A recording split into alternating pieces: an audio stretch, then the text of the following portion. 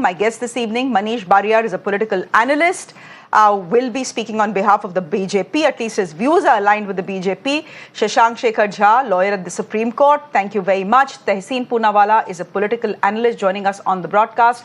And Nizam Pasha is an advocate in the Supreme Court. He is joining us on the show as well. Thank you all very much. Let me start with Tehseen Poonawalla. Tehseen Poonawalla, is it completely fair to say that this is not the Uniform Civil Code?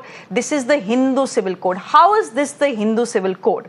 If polygamy and bigamy are banned for Muslim women, they are banned, if they are banned for the Muslim community, they are banned for the Sikh community as well, for the Hindu community as well. So how is this Hindu? And how is this Hindu? Are Muslims in Uttarakhand being told to start going to the mandir instead of the masjid? Or, to have saat pheras when they get married and not a nikah? Is that criticism at least unfair? Thank you, Shreyas. Thank you so much for having me on the show.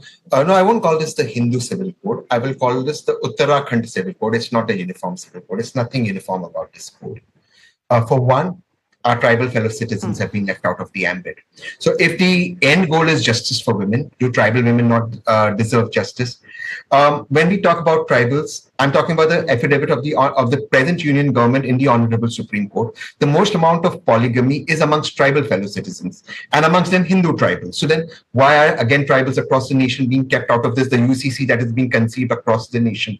Again, what about polyandry? There are various states in India where there is polyandry that's prevalent. What happens to that in customs of the tribals? Let me address two things. Yes, the Goa Uniform Civil Code prior to independence and now the Uttarakhand Civil Code. In Goa, a Hindu man about the age of 30, if he has a girl child, he is allowed by law to marry a second time. The Goa Chief Minister, speaking to Times Networks, defended this law, the present Goa Chief Minister, and said, no, this law does not need to go. In the state of Gujarat, from where the most honorable Prime Minister and the most honorable Home Minister hail, there is a pratha called Maitri Karar, where a married man can officially have a girlfriend, a contracted girlfriend. The last 30 years, the BJP has been in government. Do those women not deserve justice? Yes, you're right that polygamy is banned amongst Hindus. Yet it is the government in its own affidavit and that says that most amount of polygamy is amongst Hindus, as I said earlier, amongst tribals. And the most underage marriage, according to Pew Research, girls below the age of 10, 80% of them are our Hindu girls. How many people have been arrested for this? As many as the Honorable Prime Minister's press conferences, zero. The fact is the BJP wants to make this a Hindu-Muslim issue, and there are Muslim scholars who are playing along with the BJP to polarize the issue. Let me just add and end with one thing. If we want one law in one nation, which is a civil law for marriage, divorce, and inheritance, there already exists such a law. The Special Marriage Act.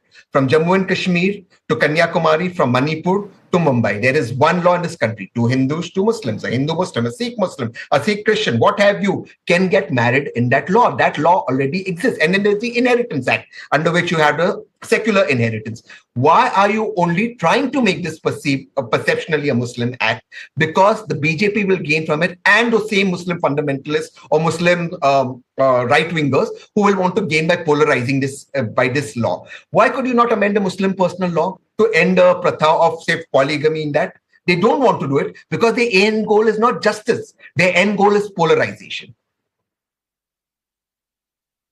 Tehseen, the point is, okay, that is a point of view, but the point also is, even our founding fathers, while the constitution was being written, envisaged that when the country is ready for it, Baba Sahib Ambedkar said no government will be mad enough to impose it on a society that is not willing or prepared.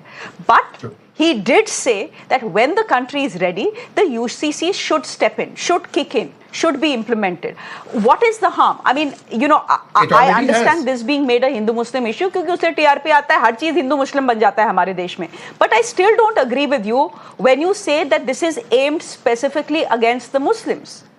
I don't agree with this, their entire clause about live-in relationships, for example. Yeah. But the fact is that if young couples are in live-in relationships and they have to register, Hindu couples also have to register, and Muslim couples also have to register, and Sikh couples also have to register. Do I think it is moral policing? Yes, I think it is moral policing, but this is uniform moral policing. Yeah, against Muslims specifically to nahi hai na? No, there are again two aspects. The moral policing is uniform, but it will be used to target people of different faiths and different castes. How do you know the data won't be leaked out? In the Special Marriage Act, when you go to court to get married, we've had several cases covered by your sister organization, covered by your organization, and by the Times Group itself, of these vigilante waiting outside to prevent couples of different faith from getting married. How do you know the government and their goons will not enter your bedroom? And if 18 is your legal adult age, why is 21 being described by the government? Why is this arbitrary number of 21 coming in?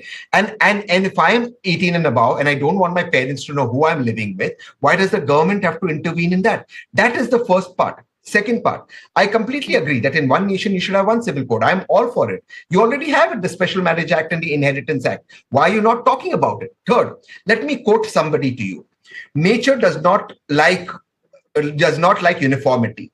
Nature likes diversity. India is a diverse country, and we should make sure that this diversity is never lost. In an interview to 1973, this liberal voice was of Guruji Golwalkar to the organizer. Was Guruji Golwalkar also wrong? The RSS and the Bharatiya Janata Sangh started their entire political journey opposing the UCC. It is now only a bridge to either target the minorities or the other castes. I'm again asking you the question, why does the government have to be in the bedroom of youngsters? Number two, if this is uniform, why not tribals? Why not Gujarat? Why not Goa? The examples that I've given you. Why not justice for those? Why not polyandry justice for our tribal women in other parts of the country? Why aren't they talking about that?